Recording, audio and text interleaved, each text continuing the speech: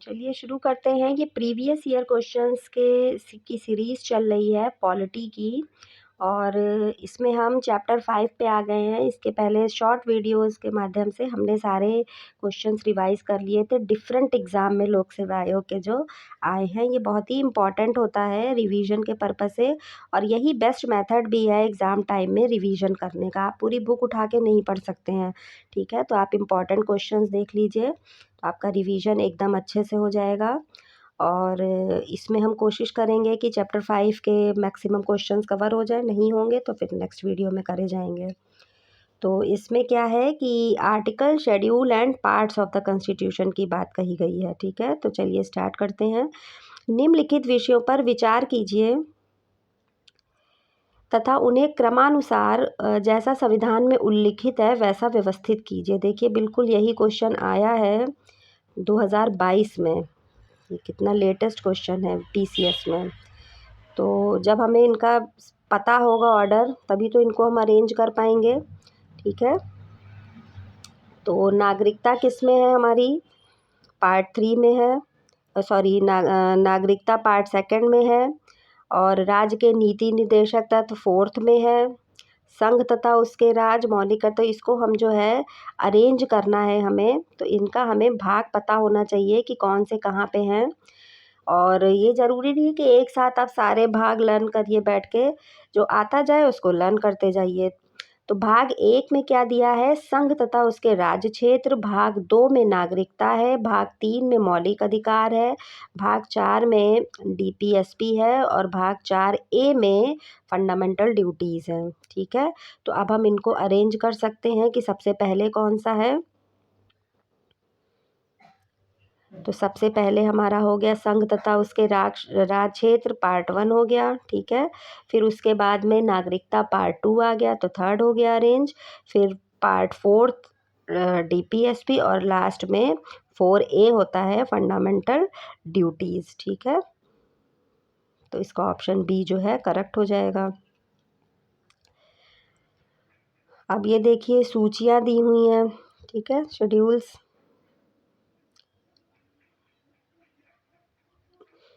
तृतीय, इसको मैच करना है कि तृतीय अनुसूची में क्या है, चतुर्थ में क्या है, 7वीं में क्या है, 8वीं में क्या है।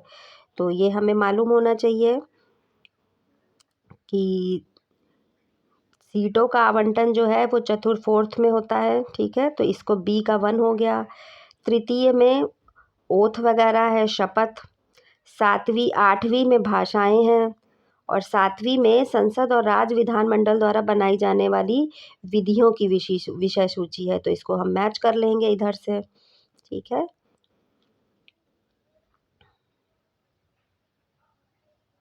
ये देखिए इसका आंसर दिया है। तृतीय में शपथ या प्रतिज्ञान। चतुर्थ में राज्यों में सीट्स का एलोकेशन होता है। 7वीं में विधानमंडल द्वारा बनाई गई जाने वाली विषयों की सूची। और 8वीं में भाषाएं। भारतीय संविधान का कौन सा अनुच्छेद देवनागरी लिपि में हिंदी को संघ की राजभाषा के रूप में मान्यता देता है? तो ये 343 है, ठीक? अनुच्छेद 343 के अनुसार संघ की राजभाषा हिंदी और लिपि देवनागरी होगी। संघ के शासकीय प्रयोजनों के लिए प्रयोग होने वाले अंकों का रूप भारतीय अंकों का अंतर्राष्ट्रीय रूप होगा। संविधान के भाग 17 के अनुच्छेद 343 से 351 तक राजभाषा के संबंध में व्यवस्था की गई है। भारतीय संविधान का अनुच्छेद 371 कुछ भारतीय राज्यों के लिए विशेष प्रावधान करता है। इन राज्यों में इसके अंतर्गत नहीं आता है। तो ये जो है महाराष्ट्र और गुजरात के लिए है, केरल इसमें नहीं है। तो भारतीय संविधान के भाग 21 में अनुच्छेद 371 से 371, यहाँ लिखा हुआ है ई, तो 12 राज्यों के संबंध में विशेष प्रावधान किए गए। इन राज्यों के नाम है महाराष्ट्र, गुजरात, नागालैंड। इनके सारे आपको पता होने चाहिए, क्योंकि कभी भी, अभी तो केरल हट जाएगा, फिर तो दूसरे क्वेश्चन में कोई और होगा। तो ये सारे पता होने चाहिए। महाराष्ट्र, गुजरात, नागालैंड, असम, मणिपुर, आंध्र प्रदेश, तेलंगाना, सिक्किम, मिजोरम, अरुणाचल प्रदेश, कर्नाटक एवं गोवा। जबकि केरल को इसमें शामिल नहीं किया गया है। इन राज्यों के लिए देखिए ईस्ट में हम देख सकते हैं मिजोरम, सिक्किम, अरुणाचल प्रदेश है। और कर्नाटक साउथ का हो गया, कर्नाटक, तेलंगाना, आंध्र प्रदेश। और वेस्ट में गोवा, और ईस्ट का ये भी हो गया मणिपुर, नागालैंड, असम, ये सब नागालैंड, असम, मणिपुर और अरुणाचल प्रदेश, ये आपके ईस्टर्न में सिक्किम, और ये सब ईस्टर्न में हो गए। सदर्न में आपके कर्नाटक हो गया, महाराष्ट्र हो गया, ठीक है। तो इस तरीके से इसको याद कर लीजिए, आंध्र प्रदेश, तेलंगाना, और वेस्ट साइड में गोवा हो गया, जबकि केरल को इसमें शामिल नहीं किया गया है। इन राज्यों के लिए विशेष प्रावधान का उद्देश्य इस राज्य के पिछड़े इलाकों में रहने वाले लोगों की आवश्यकताओं को पूरा करना, जनजाति लोगों के आर्थिक एवं सांस्कृतिक हितों की रक्षा करना है, ठीक है।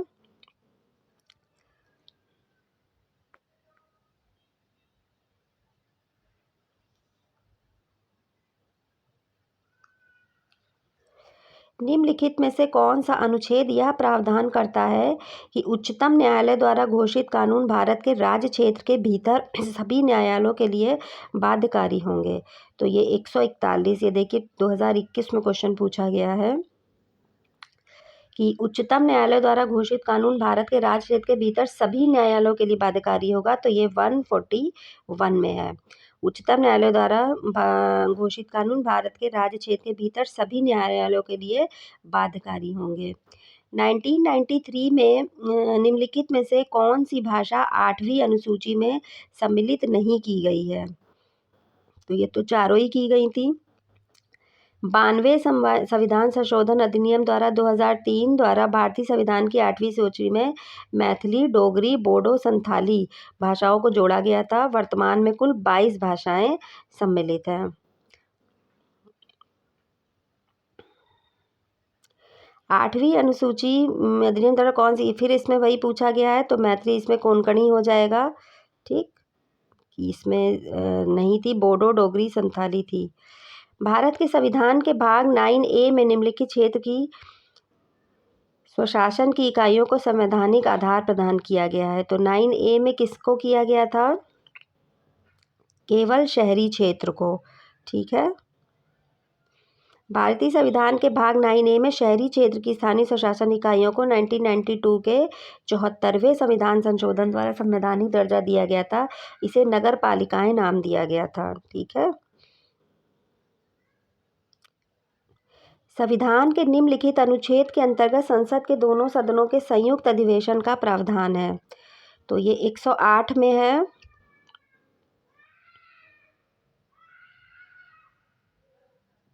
भारतीय संविधान के अनुच्छेद 108 के अधीन किसी विधेयक पर दोनों सदनों के बीच गतिरोध की अवस्था में संयुक्त अधिवेशन का उपबंध किया गया 108 में।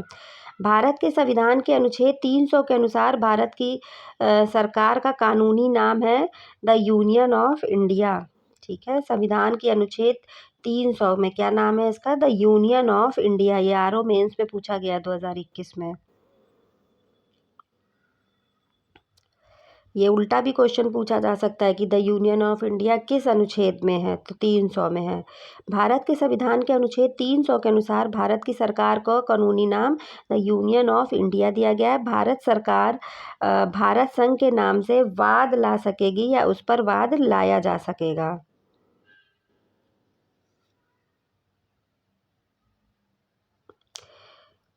कानूनी नाम द यूनियन ऑफ इंडिया है, ये इसमें कन्फ्यूज़न मत लीजिएगा, कन्फ्यूजन हो सकता है। और भारत सरकार और भारत संघ के नाम पे वाद लाया जा सकता है, ठीक है। निम्नलिखित में से कौन सा अनुच्छेद भारत के राष्ट्रपति द्वारा वित्त आयोग की नियुक्ति से संबंधित है? तो ये C 280 है।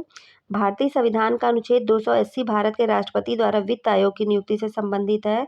यह एक संवैधानिक निकाय है जिसका गठन राष्ट्रपति द्वारा हर 5वें वर्ष या आवश्यकता अनुसार उसके पहले भी किया जाता है। भारतीय संविधान की 6ठी अनुसूची के प्रावधान किस राज्य पर लागू नहीं होते हैं? तो सी पे लागू होते हैं, सी लागू होते हैं। तो ये हमको पता होना चाहिए, AMTM से असम, मेघालय, त्रिपुरा, मिजोरम। तो सी हो जाएगा इसका आंसर। ये देखिए, असम, मेघालय, त्रिपुरा, मिजोरम में जनजातीय आबादी के अधिकारों की रक्षा के लिए स्वायत्त स्थानीय प्रशासन का अधिकार प्रदान करती है। यह विशेष प्रावधान संविधान के अनुच्छेद 244(2) और अनुच्छेद 275(1) के तहत प्रावधान किया गया है। 244(2) और अनुच्छेद 275(1). भारतीय संविधान की छठी अनुसूची के प्रावधान फिर से वही है, किस राज्य में लागू होते हैं? तो त्रिपुरा हो जाएगा इसका आंसर।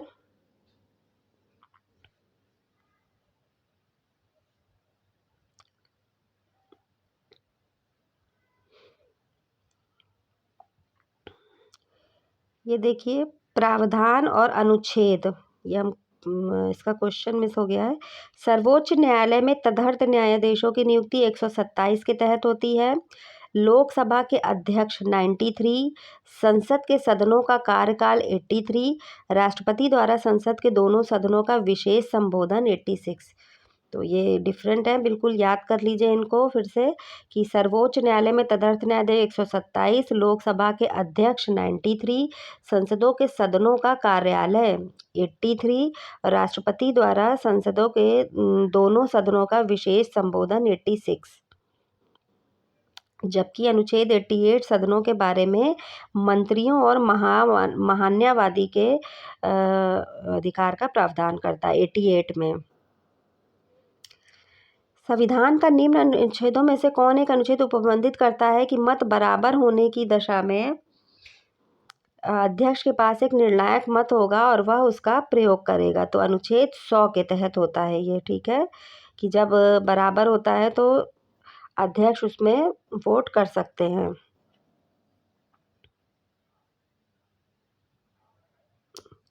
संविधान का निम्न अनुच्छेदों में से कौन एक उपबंधित करता है कि मत, ये फिर से पूछा है, रिपीटेड।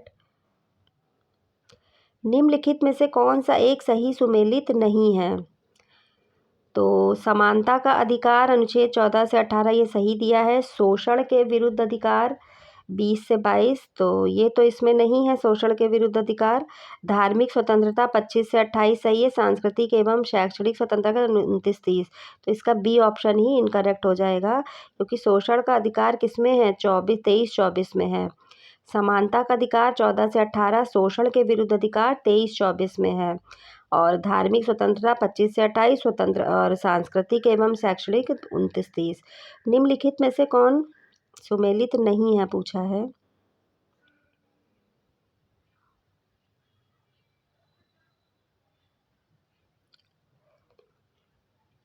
तो 154 राज्य की कार्यपालिक शक्ति सही है, ये कार्यपालिका शक्ति, और 165 राज्य का महाअधिवक्ता। तो इसका व्याख्या देख लेते हैं। अनुच्छेद 52 भारत का एक राष्ट्रपति होगा। 51 है मौलिक कर्तव्य, फंडामेंटल ड्यूटीज। 154 राज्य की कार्यपालिका शक्तियाँ, और अनुच्छेद 165 राज्य का महाअधिवक्ता। भारत संविधान के किस भाग में संघ राज्य संबंध है? तो संघ राज्य संबंध किस भाग में है? 11, पार्ट 11 में। इनका हम सारा देख लेते हैं कौन सा किस में है। पार्ट 11 में संघ और राज्यों के बीच संबंध है 245 से 263 के बीच में, पार्ट 11 में। और पार्ट 8 में संघ राज्य क्षेत्र है 239 से 242 तक। 5th में संघ अनुच्छेद 52 से 151 है। पार्ट 5 में क्या है? संघ यूनियन के बारे में बात कही गई है। और पार्ट 7 में प्रथम अनुसूची के भाग ख के राज्य 7वें संशोधन अधिनियम 1956 द्वारा निर्मित।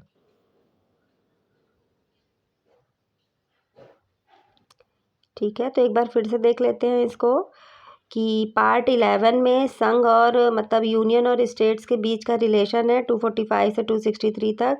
पार्ट 8 है संघ राज्य क्षेत्र, यूनियन स्टेट एरिया जो है, और 5 जो है सिर्फ यूनियन के बारे में 52 से 151। और पार्ट 7 प्रथम अनुसूची के भाग ख के राज्य 7वें संशोधन अधिनियम 1956 द्वारा निर्मित।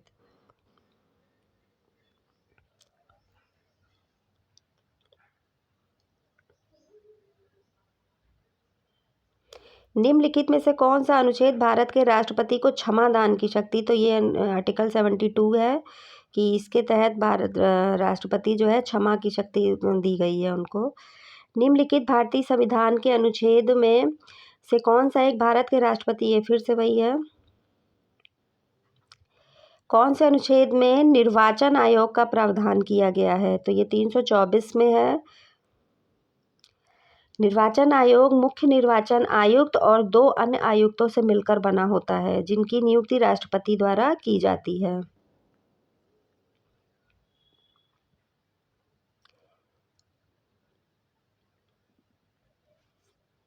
भारतीय संविधान अनुच्छेद 243 के में जो राज्य निर्वाचन आयोग के गठन का प्रावधान किया गया है, किसमें? 243 के। भारतीय संविधान के किस अनुच्छेद के अंतर्गत अंतर्राष्ट्रीय समझौतों को प्रभावी बनाने हेतु संसद राज्य सूची के विषय पर कानून बना सकती है? तो ये 253 में, ठीक है। अनुच्छेद 253 के अंतर्गत अंतर्राष्ट्रीय समझौते को प्रभावी बनाने हेतु संसद राज्य सूची के विषय पर कानून बना सकती है। यह व्यवस्था केंद्र को अपने अंतर्राष्ट्रीय दायित्व और प्रतिबद्धता को पूरा करने के योग्य बनाती है। निम्नलिखित में से कौन सा युग्म सही सुमेलित नहीं है? न्यायपालिका व कार्यपालिका का पृथक्करण अनुच्छेद 50 सही है। अनुसूचित जातियों तथा अनुसूचित जनजातियों के शैक्षणिक तथा आर्थिक हितों की अभिवृद्धि। सरकार सहकारी सोसाइटी का संवर्धन 43A। ग्राम पंचायतों का गठन, उन्हें स्वायत्त शासन की इकाइयों के रूप में कार्य करना 40। तो ये बी वाला ही क्या पूछा है, सही कि गलत? नहीं है।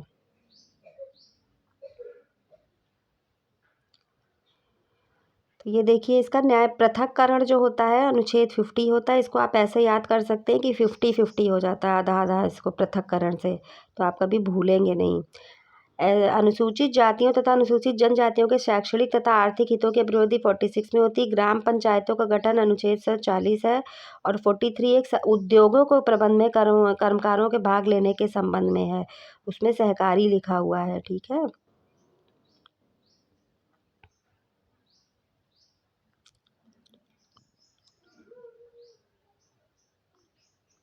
संविधान के किस अनुच्छेद द्वारा उद्योग के प्रबंधन में कर्मकारों की भागीदारी का प्रावधान किया गया है? तो ये अभी हमने पढ़ा 43A।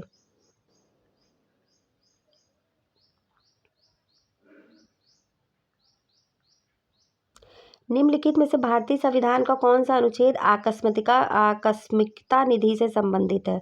तो ये 267।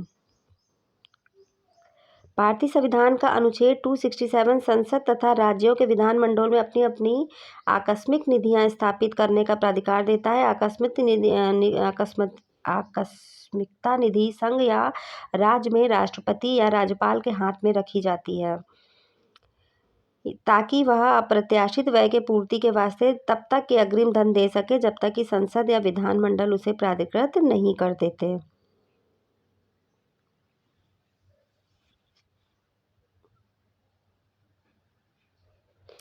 निम्नलिखित में से कौन सा सही सुमेलित नहीं है? तीसरा शपथ होता है ओथ। 7वीं 3 विधायी सूचियां, ये भी सही है। 8वीं भाषाएं। पहली अनुसूची पंचायत लिखा है, जबकि पहली अनुसूची क्या होता है, किस चीज़ का प्रावधान है? राज्यों और संघ शासित प्रदेशों की सूची से। पंचायत का तो 11वीं में करा गया है। निम्नलिखित में से कौन सा सही सुमेलित नहीं है? सार्वजनिक स्वास्थ्य एवं स्वच्छता सही है, राज्य सूची का विषय है। जनगणना संघ सूची का विषय है। राज्यसभा में सीटों का बंटवारा, ये तो 4th में है, इसमें द्वितीय लिखा है। दल बदल 10वीं अनुसूची सही है। तो भारतीय संविधान में 12 अनुसूचियां हैं, जिसमें चौथी अनुसूची में राज्यसभा में सीटों का बंटवारा, 10वीं अनुसूची में दल बदल से संबंधित है। 7वीं अनुसूची में केंद्र व राज्य के बीच शक्तियों का बंटवारा किया गया है। इसके अंतर्गत सार्वजनिक स्वास्थ्य एवं स्वच्छता राज्य सूची में, जनगणना संघ सूची से संबंधित है। शिक्षा एक विधि विषय के रूप में सम्मिलित है, किसमें? समवर्ती कॉन्करेंट लिस्ट की में है। भारत की संघ सूची में कितने विषय सम्मिलित हैं? तो ये 97 है, यूनियन में 97 है। अनुसूची 7 में केंद्र राज्य संबंधों के आलोक में 3 सूचियां, संघ सूची, राज्य सूची तथा समवर्ती सूची का उपबंध किया गया है। भारत की संघ सूची में 97 अब जो है 100 हो गई हैं। सम्मिलित है, जिस पर कानून बनाने का अधिकार केवल संघ को है। राज्य सूची में 66 हैं और वर्तमान में 61 हो गई हैं। कंकरेंट में 47 है जो वर्तमान में 52 हो गई हैं। तो ये एक बार ये भी क्वेश्चन आया था कि कितनी लिस्ट हैं, तो पहले कितनी थी? 97, 66, 47। अब याद कर लें, 100, 61, 52।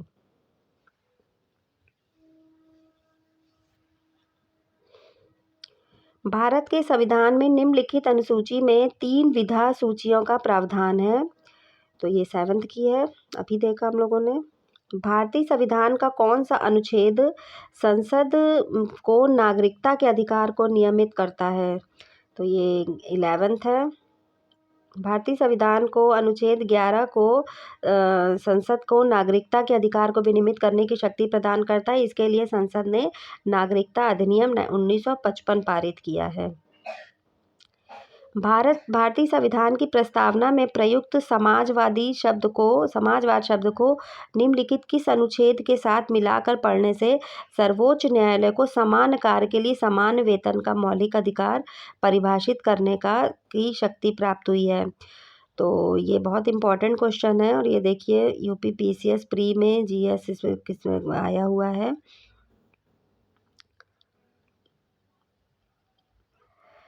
तो ये 14 और 16 को मिला के पढ़ने से, ठीक है। तो यद्यपि समान कार्य के लिए समान वेतन अनुच्छेद 39D में उल्लिखित नीति निर्देशक तत्व है, तथापि सर्वोच्च न्यायालय ने रणधीर सिंह बनाम भारत संघ 1982 के मामले में यह निर्धारित किया कि संविधान की प्रस्तावना में प्रयुक्त समाजवाद शब्द और 39D के परिप्रेक्ष्य में अनुच्छेद 14 और 16 को पढ़ने से समान कार्य के लिए समान वेतन का सिद्धांत प्राप्त होता है। ठीक है, इसका ये भी याद रखने वाली बात है कि रणधीर सिंह बनाम भारत संघ की बात हो रही है इसमें, ठीक है, इन्होंने कहा था।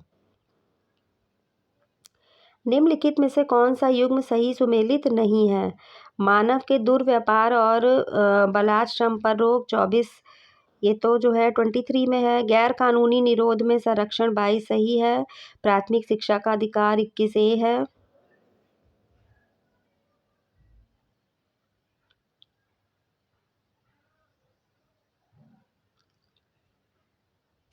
ये देखिए, मानव के दुर्व्यापार तथा बलात्कार श्रम पर रोक अनुच्छेद 23 है। श्रम पर रोक ये इसी में है। गैर कानूनी निरोध से संरक्षण 22, प्राथमिक शिक्षा का अधिकार 21A, लोक नियोजन में समानता अनुच्छेद 16।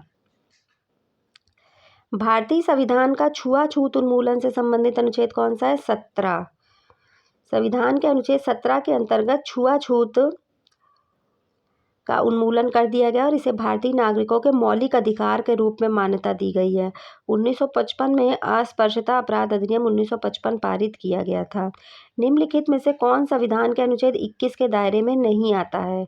तो चिकित्सक द्वारा घायल को चिकित्सीय सहायता देना सही है। कार्यस्थल पर महिलाओं का लैंगिक उत्पीड़न, ये भी सही। पानी की गुणवत्ता को दूषित करना, ठीक है। मृत्युदंड इसमें नहीं आता है। संविधान के अनुच्छेद 21 के दायरे में मृत्युदंड नहीं आता है। चिकित्सक द्वारा घायल को चिकित्सीय सहायता परमानंद बनाम भारत संघ, ये देखिए ये भी अलग से क्वेश्चन बन सकता है कि ये किस में दिया गया है? परमानंद बनाम भारत संघ में चिकित्सक द्वारा घायल को चिकित्सीय सहायता। कार्यस्थल पर महिलाओं का लैंगिक उत्पीड़न, ये विशाखा मामले में अनुच्छेद 14, 18 और 21 है तथा स्वच्छ जल संविधान के अनुच्छेद 21 में शामिल है। तो इसमें ये एक नई चीज़ देखने को मिल रही है कि ये चिकित्सा द्वारा घायल को चिकित्सीय सहायता परमानंद बनाम भारत संघ 1998 में कहा गया था। भारतीय संविधान के अनुच्छेद 25 का संबंध धर्म की स्वतंत्रता से है। धर्म के अबाध रूप से मानने, आचरण और प्रचार करने की स्वतंत्रता से संबंधित है। किसी अपराध के लिए अभियुक्त को स्वयं अपने विरुद्ध गवाह बनने के लिए बाध्य नहीं किया जा सकता है। भारतीय संविधान के किस अनुच्छेद में यह प्रावधान है? तो ये आर्टिकल 20 में है, ठीक है।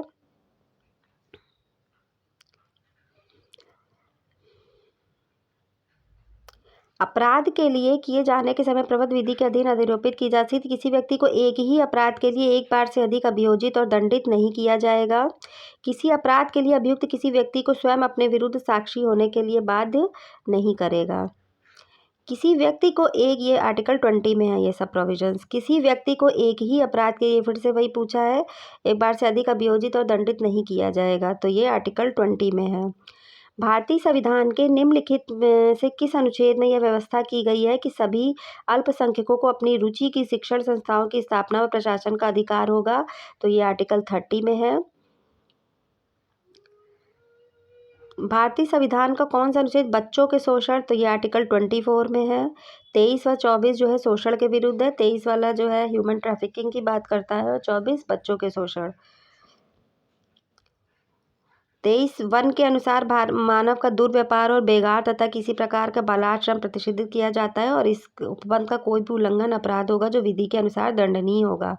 और अनुच्छेद 24 के अनुसार 14 वर्ष से कम आयु के किसी भी बालक को किसी कारखाने या खान में काम करने के लिए नियोजित नहीं किया जाएगा या किसी अन्य परिसंकट में नियोजन में नहीं लगाया जाएगा। भारत के संविधान के अंतर्गत कौन सा अनुच्छेद कारखानों में बालकों के नियोजन, ये फिर से पूछ लिया है, अनुच्छेद 27।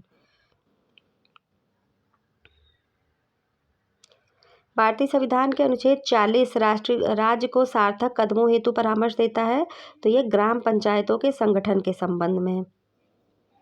अनुच्छेद 40 में उपबंधित है कि राज्य ग्राम पंचायतों का गठन करने के लिए कदम उठाएगा और उनकी ऐसी शक्तियां प्रदान करेगा जो उन्हें स्वायत्त शासन की इकाइयों के रूप में कार्य करने के योग्य बनाने के लिए आवश्यक हों। निम्नलिखित में से कौन सा युग्म सही सुमेलित नहीं है, तो धन विधेयक 123 सही है, राज्य में राष्ट्रपति शासन 356 सही है, न्यायिक पुनरीक्षण ये गलत है, समान नागरिक संहिता अनुच्छेद 44 ये सही है। तो जो 243 जो है ये इससे स्थानीय स्वशासन से संबंधित है, ठीक है। और न्यायिक पुनर्विलोकन की जो 137 में कही गई है, ठीक है, 137।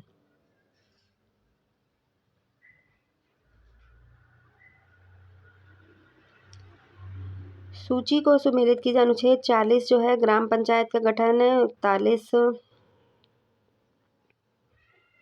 44 समान नागरिक संहिता, 41 काम करने का अधिकार है। अनुच्छेद ये सारे मैच्ड हैं ऑलरेडी, तो 1 2 3 4 हो जाएगा इसका। ग्राम पंचायत का गठन 40, काम करने का दर 41, ठीक है।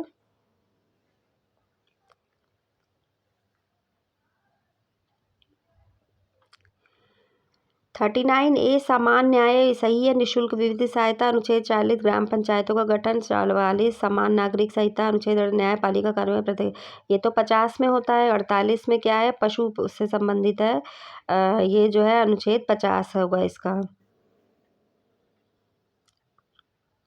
भारतीय संविधान का कौन सा अनुच्छेद भारत की विदेश नीति से संबंधित है, तो ये 51 में है। भाग 4 राज्य के नीति निर्देशक तत्व के अनुच्छेद 51 के अनुसार राज्य अंतर्राष्ट्रीय शांति एवं सुरक्षा में अभिवृद्धि, राष्ट्रों के बीच न्याय संगत एवं सम्मानपूर्ण संबंधों को अक्षुण्ण रखना, अंतर्राष्ट्रीय विवादों का समाधान वार्ता एवं मध्यस्थता द्वारा करना तथा राष्ट्र की पारस्परिक व्यवस्था को अंतर्राष्ट्रीय संधियों या कानूनों के प्रति सम्मान की भावना बढ़ाने का प्रयास करेगा। संविधान के किस अनुच्छेद के अंतर्गत भारत के राष्ट्रपति को अध्यादेश जारी करने की शक्ति प्रदत्त है, तो ये 1 2 3। संविधान के किस अनुच्छेद के अंतर्गत न्यायालयों द्वारा संसद की कार्यवाही की जांच करना प्रतिबंधित किया गया है, तो ये अनुच्छेद 122। अब इसमें 50 क्वेश्चंस आज हमने कवर किए हैं, आधे घंटे का वीडियो हो गया। मिलते हैं नेक्स्ट वीडियो में।